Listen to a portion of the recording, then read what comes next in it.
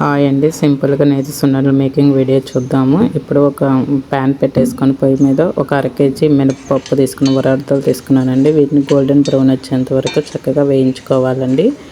వేగిన తర్వాత ఆపేసుకోవాలండి. వేసుకునే వాళ్ళు 2 స్పూన్లు బియ్యం కూడా వేసుకోవచ్చండి. అంటే మనకు సున్నుండలు కట్టిన తర్వాత నోట్లో పెట్టుకుంటే చుట్టుకోకుండా ఉండటం కోసం కొంతమంది యాడ్ చేసుకుంటారండి. ఎవరికైనా వినని బట్టి వాళ్ళు వేసుకోనండి. నేనైతే వేయలేదు. ఇవి ఆరిపోయిన తర్వాత మిక్సీ ఆడుకోవాలండి. కొంచెంగా మిక్సీలో వేసుకొని ఆడుకోవాలి. మిక్సీలో వేసుకున్నప్పుడు ఒక 3 యాలక్కాయలు వేసుకోండి ఫ్లేవర్ కోసం. వేసుకున్న తర్వాత నేను బెల్లం పొడి యూజ్ చేశానండి.